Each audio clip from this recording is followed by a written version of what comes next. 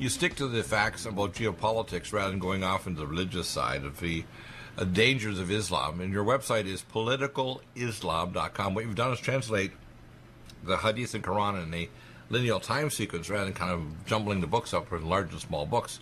So it's not really understandable. A lot of people like the poetic and the nice side of Islam, but they don't realize the ugly side. And the fact that 85% of it Islam, according to Walid Shabat of Shabat.com, SHOEBAT.com, who used to be a Palestinian terrorist who became a Christian, married an American and his son Theodore. And Islam is just geopolitically dangerous. I personally think we should be blocking any more immigration of Muslims to America and to the West. I personally think we should be searching through all the mosques if they have an imam that's actually teaching something that teaches violence against Americans and shut them down and deport them. I think we have this delusional idea that we can somehow Americanify Islam and it's going to somehow become nice. And we see the same thing happening in Canada where Muslims take over and then you want to change the dietary habits of non-Muslims. So we don't need to deal with the religious side, and you've got some interesting articles here, so let's rock and roll. Go ahead, Professor Bill. Well, for doing the show, I went through and just in a brief less than an hour's time, just selected a bunch of things we might talk about. Right. And the one I have at the top of my list, which would lead us to, is the headline was "Raped Boy by Imam Treated at Hospital." Right. So I thought, well, now there's a grabbing headline, because what we can do is we can talk about the concept of Islamic homosexuality. Right. In fact, I remember I actually talked to troops that were actually stationed in Afghanistan, and they were told not to actually disagree or persecute Muslim military personnel they were working with over there that actually had young boys prepubertal chained to their bed as sex objects. So please continue on that line, because this is something that our military advised not to confront these maniacs who are raping repeatedly at night pubertal boys, because it's okay. Islam condones basically behavior we consider openly not just homosexual but abusive, and like repeated rape. I mean, this is not even just normal, quote, nice homosexuality where you have two men that might not be promiscuous and jump around to have relationships, which unfortunately is often the case. But we're talking about repeated rape of a young boy chained to a bed. And the military advised, don't raise this issue to these military because we have to work with these people over in Afghanistan. It's crazy, isn't it? What's really crazy is that when we go to fight in the Islamic lands, that our troops are trained on how to be polite, but they're not trained at all on how to understand what's going on. My favorite example from this is there was a wonderful Army general, Stanley McChrystal, and he was a superb warrior in terms of physical combat. But he put a strategic paper together basically on how to defeat Islam, how to win in Afghanistan. And so this was issued. It was redacted for tactical reasons, but so their names were blacked out. But the point is I'm a 78-year-old man now. And one of the things I've learned is not only to see what is, but to ask questions about what is not. And what you did not find in this strategic plan on how to win in Afghanistan was the word Islam, was the word jihad, and the word Muslim. Really? So how are you going to win a war in which people are fighting from a combat manual known as the Hadith, and you're not even reading it? You don't even know what's there. Right. So what these men were being told is that basically don't turn a blind eye to anything being Islamic. So it's not just these children are suffering, but it's our own troops are suffering. So I believe if you have an enemy, you're sitting down so you can take this shock. I think you ought to know who your enemy is and how he thinks. Right. And I ask you if you were sitting down because that seems to be a shocking question to the U.S. military and to our law enforcement as well. Amazing, isn't it? So, but let's go back to homosexuality. Islam has two viewpoints on it. In its doctrine, it condemns homosexuality, but in its practice, it accepts it. And as a matter of fact, it raises the curtain a little bit on there's two of the verses that deal with heaven, and one of the things is there will be beautiful young boys as beautiful as pearls. And it also goes ahead to describe how the Huris, these women who are perfect for sex. So in the list of sexual partners, it doesn't say you can use them, but it does say that they're more beautiful than pearls. And I always thought that was an odd thing to be finding in paradise, but it's listed in the text. But then you have another problem. there's a strict segregation between men and women in Islam, or as strict as they can make it, depending on the culture around them. And if you're a teenage boy and you never have any access to women, imagine how this is a social pressure for homosexuality. Right. And I've already told you I'm an old man, but I do remember I was a teenager one time. Right. And women were like all I thought about. Right. And yet women are not easily available to you, so therefore it's only natural that you would turn to homosexuality. Ah. And by the way, this is standard in Afghanistan. This is normal operational procedure. They don't even consider that it violates Islam, do they? No. Since we're dealing with sex, let's go to the next line, which your headline was, Hindu girl abducted and converted to Islam. Right. You'd be amazed how many times these kind of headlines are listed. Now, of course, what has happened is there was an attractive girl, and they simply kidnapped her, took her to another part of town, and she'll never be seen again by her parents. And she is now converted to Islam, which she will do to avoid beatings. Wow. So here's another example of the delights of sex in the Islamic world. Right. And Europe's barely clad feminist partner with burqa-wearing Islamists. Now, that doesn't make sense. We see this even in our government here. We have a few Muslim Islamists, and they're extremely shrill. Omar and Salib. Where do these women get their ideas? Because they have cognitive dissonance. It doesn't make sense, does it? Well, I'm faced with this again and again. I mean, what have feminists got to find in common with any Muslim woman who espouses that the doctrine of Islam is the way we should live? Right. So, but we see this disconnect in many again and again. People, feminists in this case, feminists want to pretend like that they're good buddies with their Islamic sisters. And yet we have here, there's a headline I almost put in but didn't, was an Iranian woman was sentenced to 24 years in prison for not wearing her headscarf. Whoa. Now, that's a fairly intense sentence for simply not wearing a headscarf. Right. And yet what our feminists say is, oh, no, the headscarf is merely a sign of Islamic beauty. Well, let me tell you, if my wife doesn't put on her mascara in the morning, I don't expect to see her down at the prison. Wouldn't that be funny if we have this parallel laws in America? You arrive for breakfast without makeup, you go into the big house. Right. I mean, anyway, honestly, and then they want to defend Islam? I mean, this is indefensible, isn't it? Well, it's no more indefensible than here in Nashville, Tennessee. I've heard rabbis defend Islam, and there's more Jew hatred material in the doctrine of Islam than is found in Mein Kampf, and yet we get into this world that's upside down in which a rabbi will actually sit there and smile and criticize. And I've had rabbis tell me to my face that I'm a bigot and a hater. Why? Because I talk about what Islam does, what Muhammad did, and because I tell them the truth of what's in the doctrine, they attack me.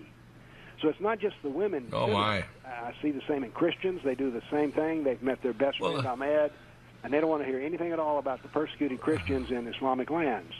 Right, so or the fact that even the Pope is pushing Chrislam, too. I mean, the darn Jesuit Pope is pushing Chrislam. Dr. Bill, the Chrislam thing just is fingernails on the board of my life, blackboard of my life. You're old enough to remember fingernails on the blackboard? I do. Well, these people are like that to me. They drive me nuts.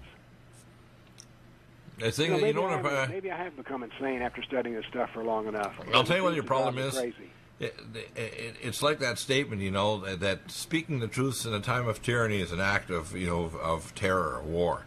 The fact is, you're just raising good questions, and these people are busy playing with their mental blocks. They've got things that are cognitively dissonant. I like that.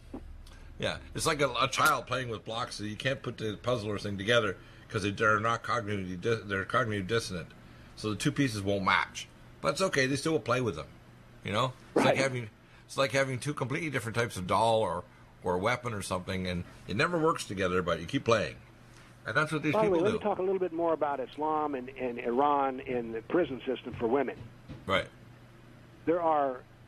If a woman is sentenced to death in the prison system, right, before she is to be hung, they take them to rape rooms. They have rooms especially set up so you can tie the woman down and have sex with her.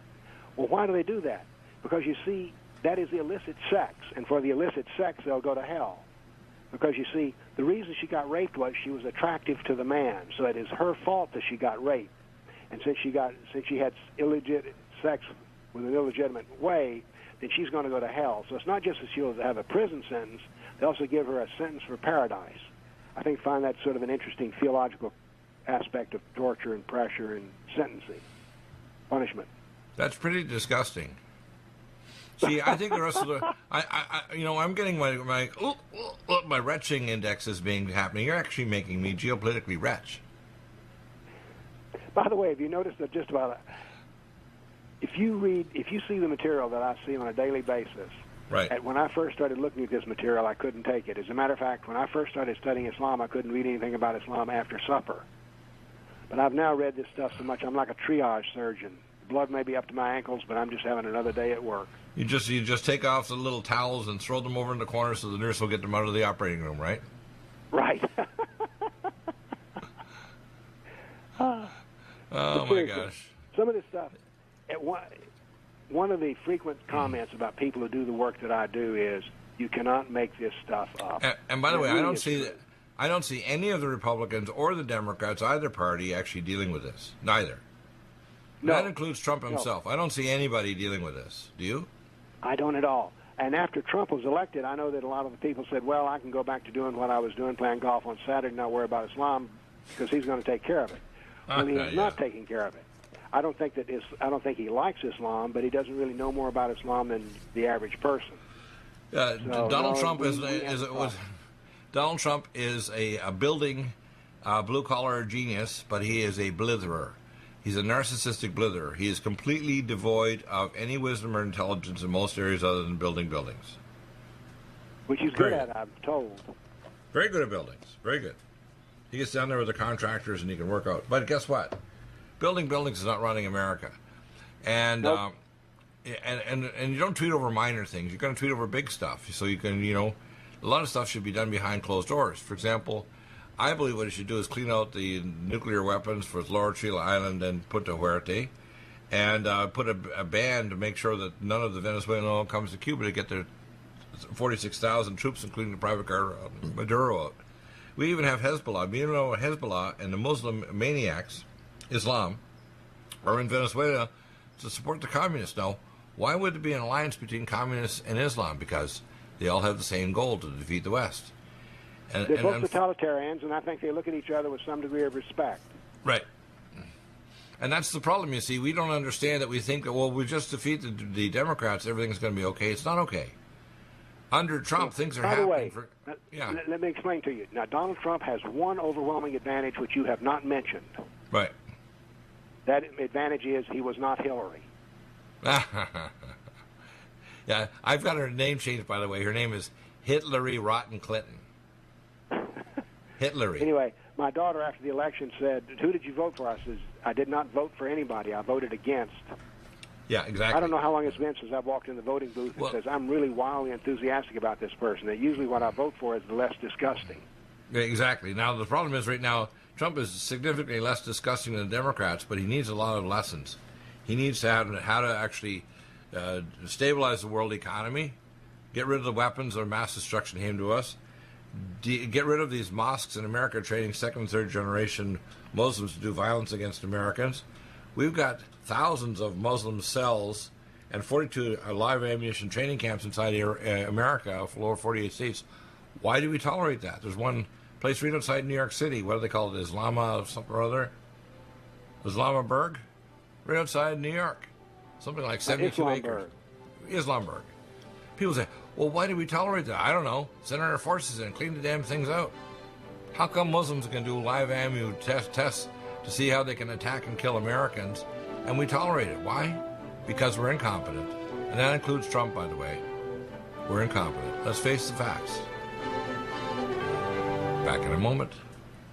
Do you have difficulty taking supplements? Are you searching for a high-quality, complete nutritional drink that your whole family will love? NutriMedical's Life Support has arrived. All of your daily nutritional requirements in one quick, delicious drink. Dr. Bill Deagle's Life Support is a proprietary blend of vegan protein, activated vitamins, essential minerals, amino acids, probiotics, green tea, digestive enzymes, anti-inflammatories, cancer prevention, detoxification, and much more. Your body will high-five you for this one. Life Support is the best complete nutritious meal replacement on the market. Whether you are an elite athlete, have post-operative challenges, chronic illness, elderly, or a family that just wants a quick, delicious drink, try Dr. Bill Deagle's Life Support for optimized nutrition in one great tasting smoothie. Just add cold water, almond milk, fruit, or anything else you like. NutriMedical's Life Support. Try our great tasting chocolate or vanilla today. Call 888-212-8871 or visit us online at NutriMedical.com. NutriMedical.com for the whole family. Legacy Emergency Foods is the top recommendation from Dr. Bill Deagle for the lowest oxygen concentration, the largest entrees, the highest amount of protein, the most varied entrees as well, and the longest food storage life. Nothing like Legacy Emergency Foods, and if you place a regular monthly order, you get 20% off and free shipping. Do get Emergency Foods for your supply for preparation, and get it from Legacy Foods. Contact Dr. Bill Deagle for the link at NutriMedical.com. Go to the Shop by Products link and drop-down message at NutriMedical.com, and then place your orders for regular emergency food for yourself and your family. Nothing like emergency food if the power goes out and you can't go to grocery stores, or if there's an emergency or a national crisis. So NutriMedical.com, top recommendation, Legacy Foods. NutriMedical.com, go to the Shop by Products and drop-down menu, and stay well with NutriMedical every day of your life. Lumen photon therapy, infrared light, far and near infrared, is extremely important for pain control, stimulation of nitric oxide, improved perfusion, and stem cell activation and reduction of cytokines. Dr. Bill uses it for pain control, for regeneration techniques, for organ regeneration, and for stimulation of your stem cell activity. This amazing lumen photon therapy this year will probably have an additional device with frequency therapy during the on phase of the lights. To obtain a lumen photon machine, contact Dr. Bill at NutriMedical.com, 888-212-8871. He'll prescribe it with you providing nutraceuticals to help with your regeneration, healing, and pain control. Nothing like the lumen photon therapy for easy therapy for your eyes, your pain, your joints, regeneration of organs, detoxification of the body. Get a lumen photon machine from Dr. Bill Deagle, NutriMedical.com, 888-212-8871. Stay well with NutriMedical. The Sonic Life Machine is one of the most amazing therapies that Dr. Bill provides. It is the best sine wave exercise machine on the planet, doing whole body vibration, opening up the muscle to reduce insulin resistance, improve perfusion, release stem cell therapy throughout the body, and epigenetically stimulate the body to release DNA activated. The epigenetic therapy with the sine wave curve of frequencies given for atomic resonance, but Linus Pauling for minerals and amino acids stimulates the production of messenger RNA to correct structural protein enzyme deficiency for almost every illness. There's nothing like the sine wave therapy for improving body healing for exercise, but also the epigenetic treatments Dr. Bill can provide can help neutralize frequencies for disease states and illness. Get a Sonic Life machine through Dr. Bill Deagle at NutriMedical.com. Contact us at NutriMedical.com, 888-212-8871, or go to the website NutriMedical and give us a contact. Dr. Bill is available to help you get well with NutriMedical. Need a powerful ally to fight daily bugs and serious pathogens? Allicin Med is the powerful universal pathogen killer's latest advance of German-sourced allicin, enzymatically stabilized to clear the body of bacteria, fungi, mycobacteria, and parasites. It penetrates body biofilms and is non-toxic to tissues. Pathogen resistance cannot develop for long-term body-optimized wellness. Clear stealth pathogens that promote autoimmune disease, cancer and vascular inflammation and plaque and promote healing of tissues. Now pathogen-free. With 200 milligrams more power than prior Alamed, you can't get a more powerful ally to fight daily bugs and serious pathogens. Give your body what it needs. Allicin Med. Order Dr. Bill Deagle's Nutridyne at 888-212-8871 or NutriMedical.com. That's 1-888-212-8871 or NutriMedical.com. And listen to the NutriMedical Report on the Genesis Radio Network with open lines every weekday. NutriMedical.com, bringing nutrition and medicine together.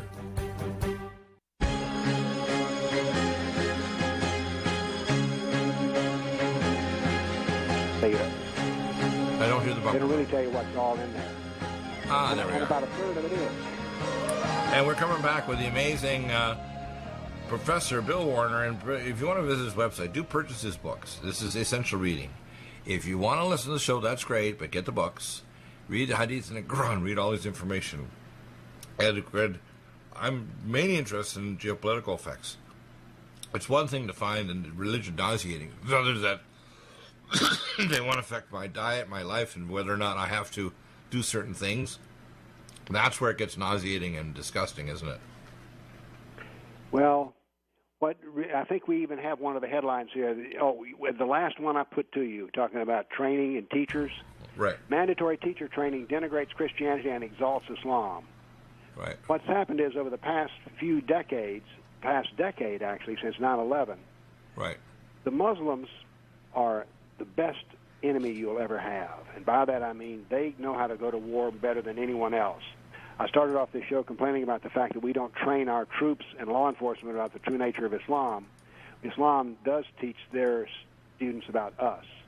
Right. My wife one time attended one of the first bridge building things that happened here in Nashville after the 9/11 World Trade Towers. Right.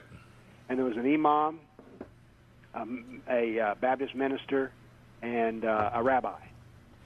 So the rabbi, of course, was, well, anyway, my wife asked this question. She said to the pastor, she said, "Have you read the Quran?" He said, "Well, no, I have not." Right. Then she said to the rabbi, "Have you read the Quran?" He says, "No, I have not." Then she said to the Muslim imam, says, "Have you studied the Old Testament?" He says, "Oh, yes, I've taken an entire course in it." She says, "What about the New Testament?" He says, "Yes, I've studied that as well." Now then, who came prepared to win? The Muslim did. Who came prepared to tie? That is, they're just there to be nice. The Baptist minister and the rabbi. Wow. And by the way, when it comes to dealing with Islam, I wouldn't spit for the difference between the Jews and the Christians. Right. They're the same. Yeah. See, what I see happening is almost like a contrived disaster to fail. And I like that term. Say that again. It's a contrived disaster to fail. It's Yes. It's almost like set up to make sure we fail. There's no way, if we're doing what we're doing, that we will defeat Islam. Right. Because the first assumption that everybody makes is that, like this Chrislam, which you mentioned earlier, which is that one that has a Retch index of about 9.6. Right. It's like, you crazy? And yet, I say that a lot of our leaders, and I include educational leaders in this as well, are what I call not just ignorant, but professionally ignorant. Right. That is, you have to work at being this ignorant. If you just read the Yahoo News headlines every day for 6 weeks, you'll have no more about Islam than these so-called leaders in education and leaders in religion know. I got another term for you I think you'll like because you're an academic. I don't call them stupid. I call them viciously ignorant. In other words, they bare their teeth and growl if you disagree with them. Okay. They're like a wild animal. They've got scrapey. We're or not just with casual ignorance. Now, this is a truly professional ignorance.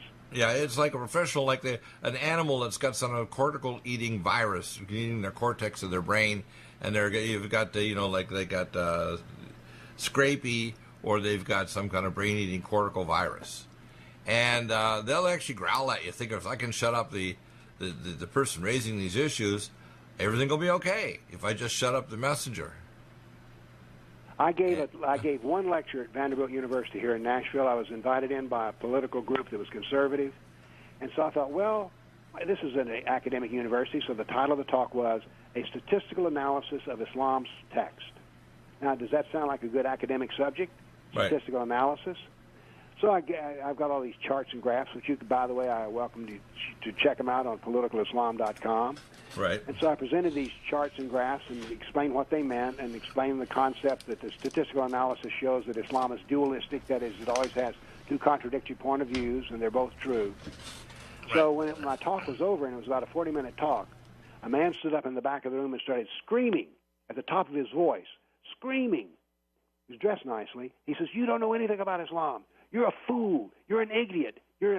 By the way, he didn't call me an Islamophobe. That was before the term was invented. So he just goes on screaming, and then he starts what I call looping. That is, he returns to the same thing over and over and over again. And so I just stand there because I've dealt with these people before, and I've learned something. If you'll just wait long enough, they'll finally stop to inhale. And so he finally did. And before I could reply, a woman came in from the hall and said, this lecture hall is due to be used in 5 minutes. You all have to leave. So, all right, we left. But the point I'm making here is, I've got one more point I'll make, but the point I'm saying that he made was, did he criticize a single technique that I used? Did he say that the fact that this is wrong? Did he say your interpretation of this hadith is wrong? No. He just said that I am a bad person. Which is what the left is doing now, the demon rats, I call it. Yes. I don't know how that... Sorry about the noise in the background. Yeah, in other words, it's the demon rats, the Democrats, the people that basically want to stop discussion. They don't want a dialogue. That's why you see even in San Francisco they're changing the names of criminals and drug addicts. So you can't have a dialogue. Nope. And by the way, and this is at a university that... Well, by the way, I didn't tell you who the man was who was screaming and yelling at it. He was the head of the Middle East department. Wow. And by the way, there was one more little piece to this story which I think is worth relating. There was in the audience 2 of my best friends and their daughter.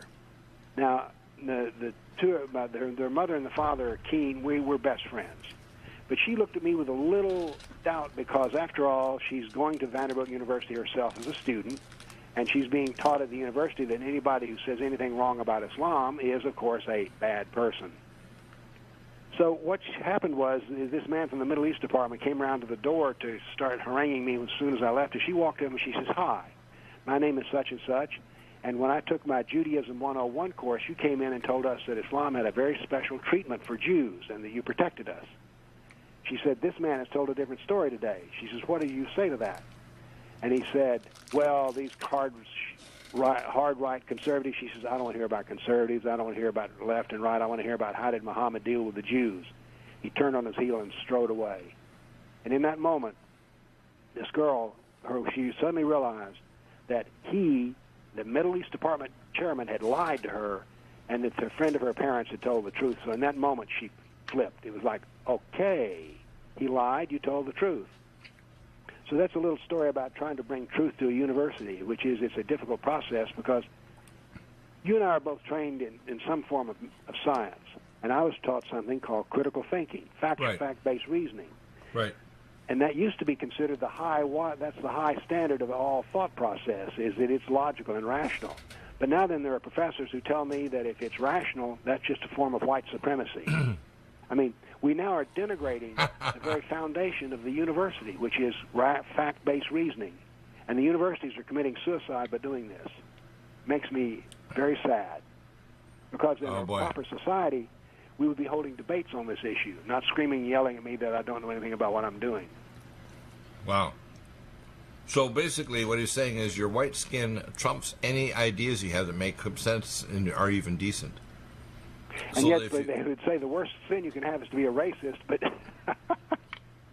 when they condemn me because of the color of my skin, that's like, well, that's the high point of left-wing reasoning. Right, and the point I see right now, too, is our society is doing this, and they're allowing it to tribalize us so that we're all against each other. I don't care what skin color people are. I do care, though, that they think that their political system, which is their religious system, which is the same in one, and Islam is very unique compared to other religions, even Hindu. They have the viewpoint that they should influence you and you're inferior by their very nature, and they need to take over you. Yep. I don't think any other religion does that on earth, do you? I know it doesn't. Islam is,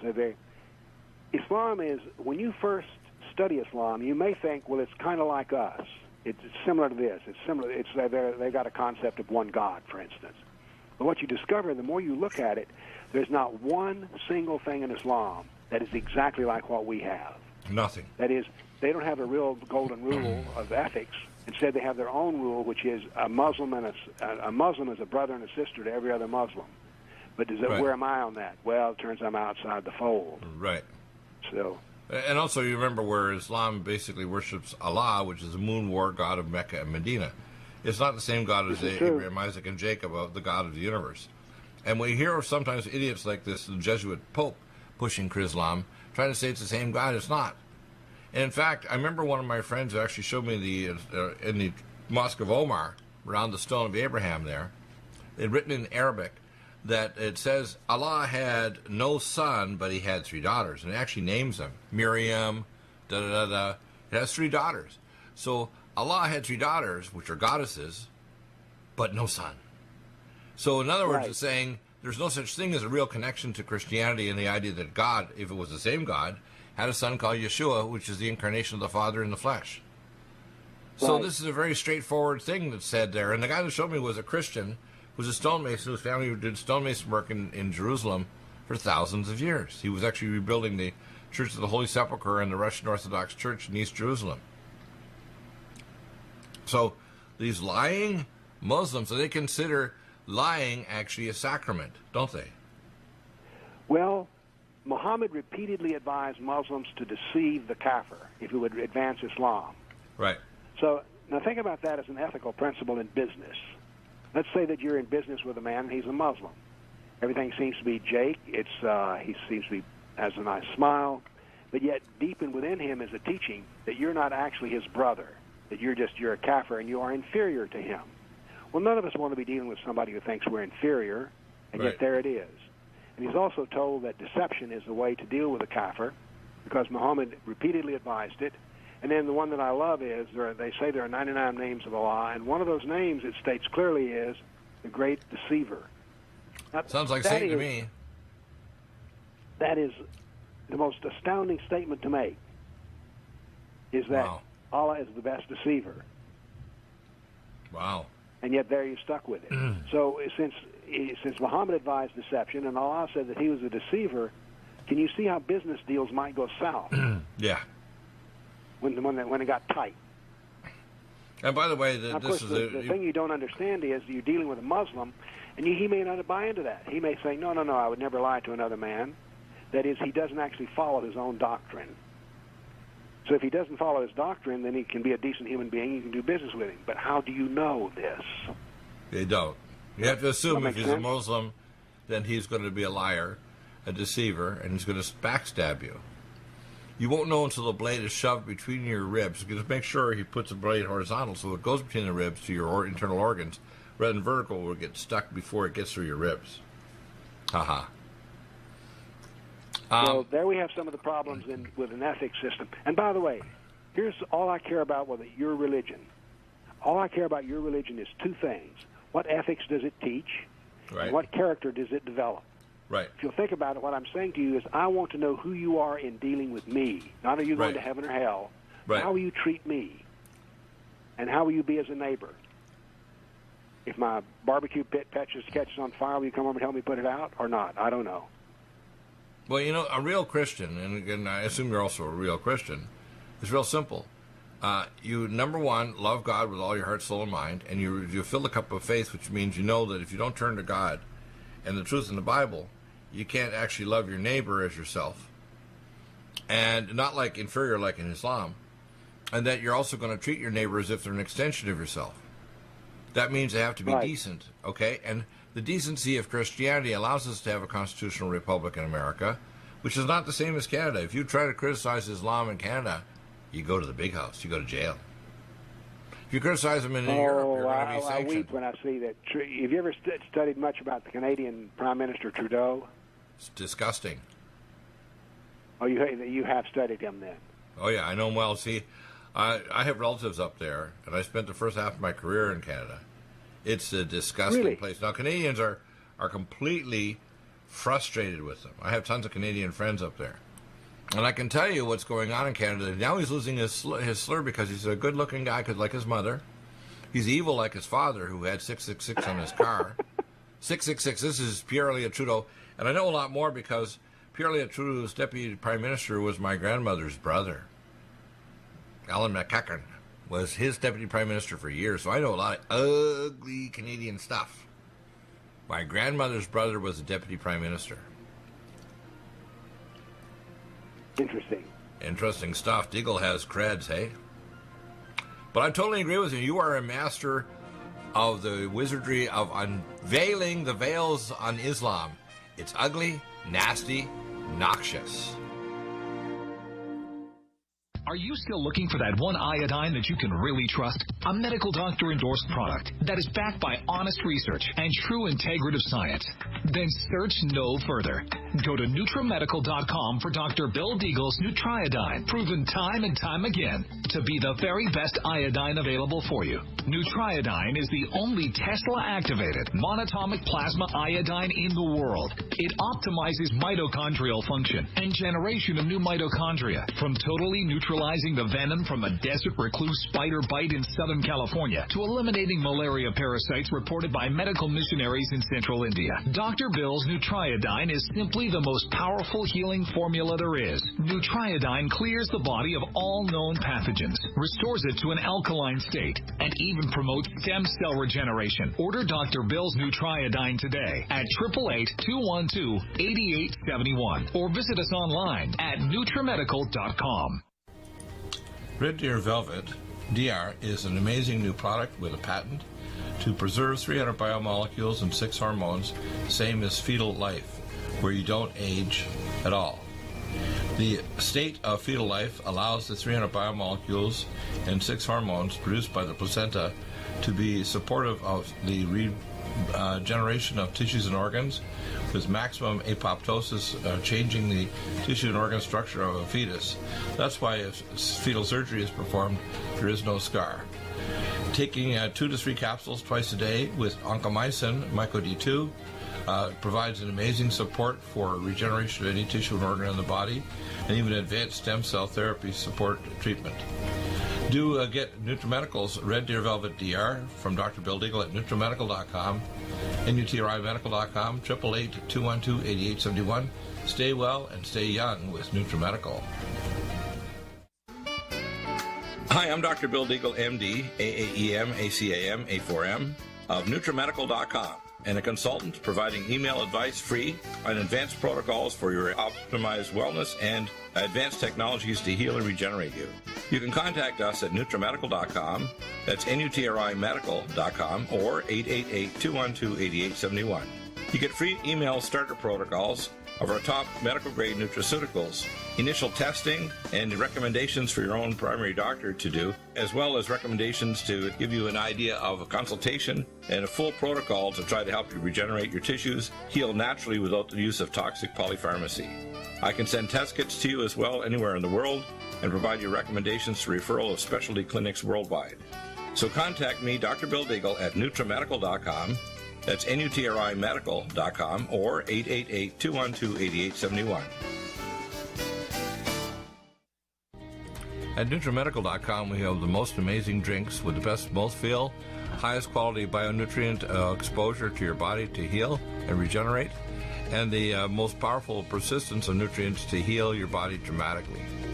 We have Ageless, which makes you age less, which repairs your DNA, extends your telomeres, etc. We have Life Support that detoxes phase 2 detox pathways, glucuronidation, sulfation, and methylation pathway support.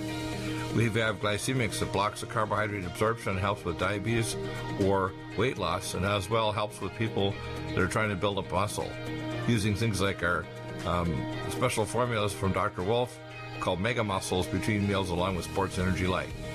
We have the amazing Nutri-Complete, the most complete red and greens drink in the world, with the best mouthfeel and flavor. You can often mix it too with Vitamin Mineral Mix, which is our fruit-flavored mixed power of vitamin minerals. Stay well with NutriMedical every day. I remember when I lost my mind. And welcome back. We have now Dr. Dan Royal, DO, who's actually an expert in stem cell therapy in Vegas. He has a special clinic there. He also is an attorney. He set up a special band basically service network that's totally outside the state licensing authority or federal government, so he's able to do lots of alternative care. And I'm referring actually one young gentleman actually who has MS, intrathecal stem cell therapy. He's done some amazing stuff with using Dr. Truott's photon sound beam, re-engineered by one of his ex-military affiliates of Dr. True, and the QRS machine from Dr. Fisher in Germany, the next generation being the Celvitomat, and showing cancer cell markers at labs like the Oncolabs in Boston and another lab in New Jersey, showing dramatic drops in the cancer markers with as little as 24 minutes of treatment for a few weeks. Tell us the story of what's going on, and of course you're building up more data, and eventually I'm sure you'll write a paper on this, but it's pretty dramatic what you've discovered, isn't it? Yes, it is. So fill us in the details. I mean, I call it out-of-the-box guy. I mean, you're definitely not contained by previous logic of your so-called colleagues, and you're willing to wander and develop new things based on logic, evidence, and science to develop new ways of treating people that are out of the box. Right. And the patient you mentioned before I came on the air, actually I just got off talking with them before you called, and Good. We're working on getting everything set up for them. I think that they'll be very pleased. But one of the reasons that we developed this protocol is because I previously worked with cancer patients, and we do various forms of IPT using, it can be low-dose chemotherapy, or it can be the salicinium, which is a natural product. But those are all things that have to be done in the office. And so the salicinium is an anti. What is it, an anti-malarial drug? I think that was back to the 1920s or something. Salicinium? Oh, salicinium is a natural product. It was developed by Joe Brown, who patented it in an injectable and an oral form. We used the oral. Right. We did this study last year using the oral form. That's what I'm going to be talking about when I lecture on the 14th to the Nevada Homeopathic Association, the results Right. of that study. But when it can also be used IV. It's just a little more expensive to be used that way. But the issue is the patients have to come into the office, and they pay a lot of money, even if it's low-dose chemotherapy.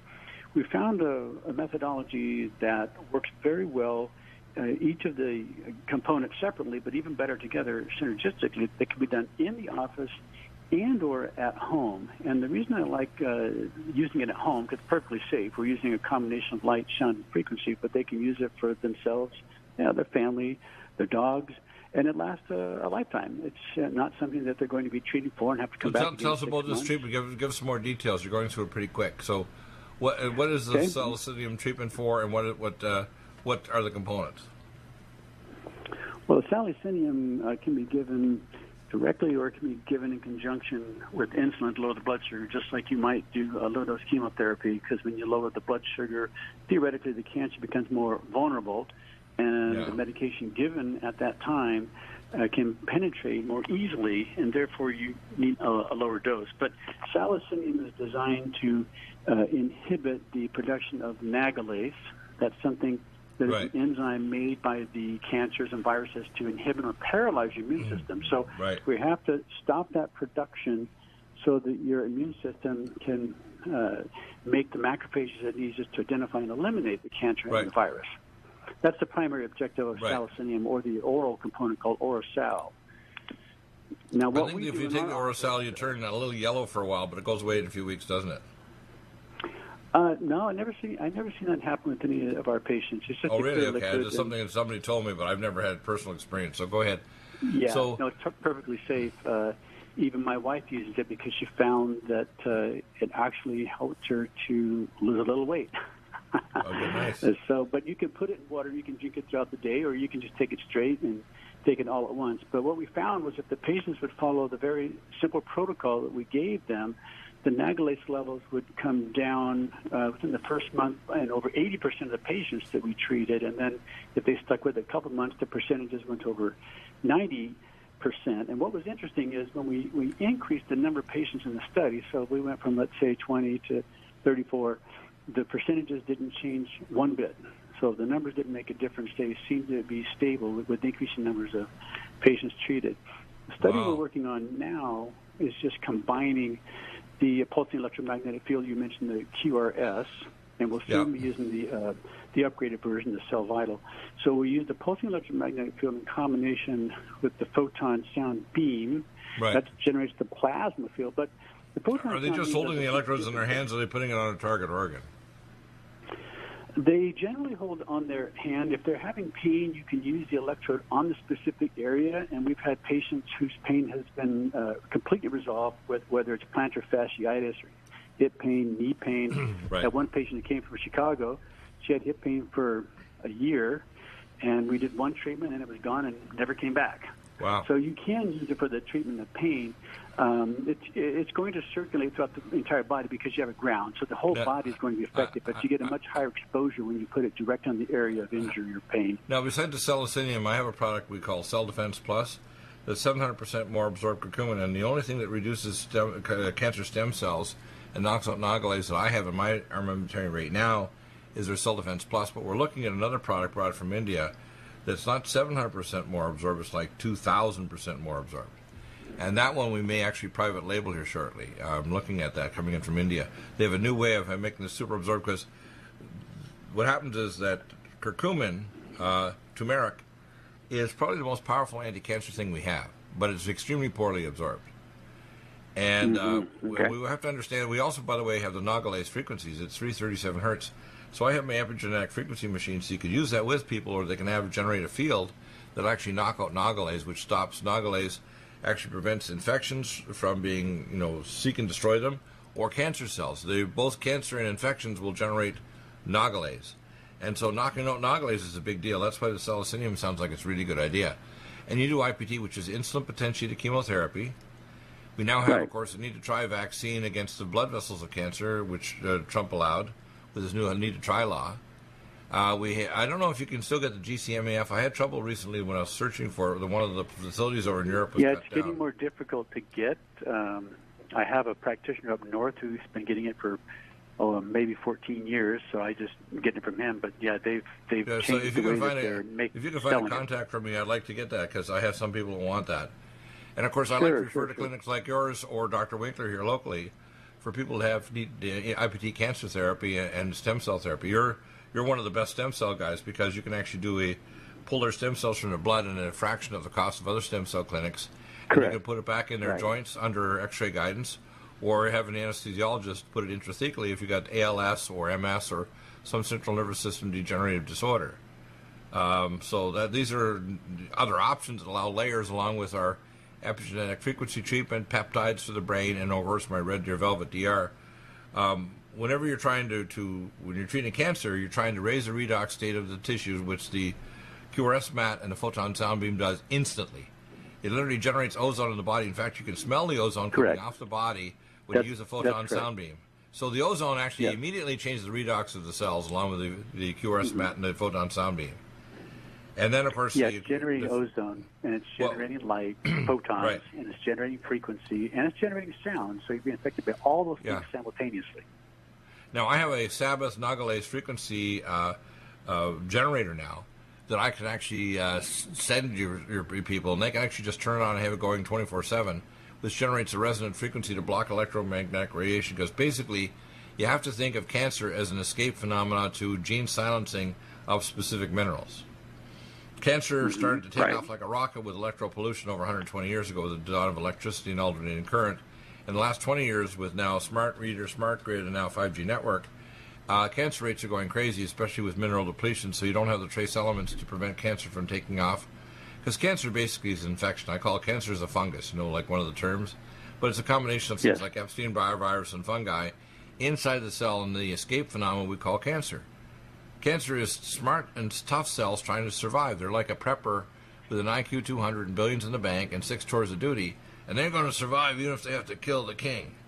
And that's what they do. Eventually they decide to metastasize, and they're going to kill the king. They'll go to your brain if they have to kill you, but they're going to survive. And unfortunately, people don't get that. When the oncologists are treating people in their little chairs with chemo, they don't get it. In fact, that's why even if they survive the cancer, their cancer mother cells are still present. The only thing that gets rid of it is turmeric. My Cell Defense Plus, which is 700% more absorbed. And, of course, we have ellagic acid and malignant block to get rid of cancer and repair the DNA. But ultimately, you want antipathogenics. That's why everybody with cancer needs things like our plasma iodine, Allison Med, and NutriSilver. We have NutriDefense, which actually destroys the viral capsid of all viruses. I believe that most cancers have probably Epstein-Barr virus. I've found more and more evidence that you can do an Epstein-Barr virus antibody titer, and everybody I found got cancer has got Epstein-Barr virus in the tumor. Yeah, we see a lot of that, too, and we test for that routinely. There was just an announcement yesterday, an international meeting in Paris, that reported that the major nations, I think at least 12 of them, cancer is now overtaking heart disease as the number one cause of death. And they think that that's an improvement because that means in their mind that heart disease is decreasing. Oh, really? But I've been saying for some time that cancer is on the increase and would soon be number one. Well, it's also the reason why we have dementia. And I did my research. I started 39 years ago with the head of pathology on diabetes. And this year I'm actually publishing on major diseases. My publication on diabetes is that it's insulin resistance in your skeletal muscle by the loss of copper, zinc, SOD1. And so basically, if we don't look at the underlying cause of disease, we're not going to fix it. That's why this is not alternative medicine, it's integrative. Other doctors who think they're really oncologists are idiots. Doing non-testing, so they don't do RGCC tests to find out what chemo works, don't give IPT, don't give other agency like you mentioned there to actually get rid of the nagalase, and they wonder why the patient dies and they kill half of the people before the first 6 months of chemo is done, right? Yeah, you have to be very aggressive. When you mention dementia, that's also on the increase. That's now being reported as the number one cause of death over in the United Kingdom. Yeah, exactly. Too much. What's the main dish they have over there? I know it's now Indian. They used to called sag paneer or something like that. There's something else that's in the major dish, but they used to, I think it's a pork and beans or whatever. But whatever they're eating or drinking, it's frying their brain cells. As I mentioned 39 years ago, my research suggested that dementia is basically insulin resistance of your astrocytes. When you get it in your liver, you get fatty liver. When you get it in your brain, you become demented. Your brain cells can't metabolize sugar anymore. Yeah, well, we've all got to be proactive. You can't sit around and just wait for the hammer to fall because it will. So you've got to invest in your health and detox every single day now. Now, if they want to see you, and I've got specific cases I'll refer to you, you treat both IPT cancer therapy, you treat detoxification, you treat also IV therapy for all kinds of conditions. And because you're inside a native board, it's a whole different system than regular insurance, isn't it? How does that work? It's another way to protect yourself against the conventional medical system. And so we need that dual licensure.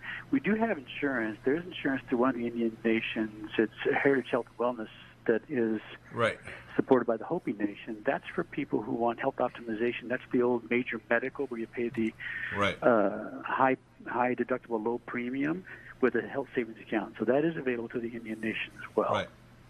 Yeah, so you give lots of options for people too. And of course, I think your costs are considerably less for even what you do on it, even if you pay cash. You do a great job. Yes. Now, so what's happening right now is most of the medical system is asleep at the wheel, aren't they? It's like the captain is asleep, and he's snoring as he's reeling around the wheelhouse, and he's hanging over the top of the wheelhouse wheel, and the boat is about to crash into a big set of rocks. That's what's going on. Well, they're asleep because they're focused on making money, and insurance is dictating and driving how medicine is practiced. So, for example, when you have a patient that comes in, she has a lump in her breast, my advice is get the lump out. But that's not what doctors do. They want to go on biopsy before they take out the lump, and the reason they do that is because insurance won't pay for the extraction of the lump or lumpectomy until they have a diagnosis. So you have to have this biopsy procedure, which has a very high risk of spreading the cancer. I believe breast cancer is number one. Maybe as high as 90% spreading. Yeah, I agree. I think they should take some forms of suppressive therapy like our malignant block-ellagic acid, what you mentioned here for nagalase, before they even do the surgery to remove the lumpectomy, but I agree. Doing biopsies is bad. Good little statement. Biopsies are bad. You learn one thing today. Thank you, Dr. Dan. We'll get you back on soon. Again, if you want to contact Dr. Dan, give me a shout. I'll send you along to contact Dr. Dan. He has lots of stuff to offer in Vegas. Thanks, Dr. Bill. Take care. Back tomorrow. Firing line. Get your questions into Michelle Harley Schlanger from Berlin. Which was most important.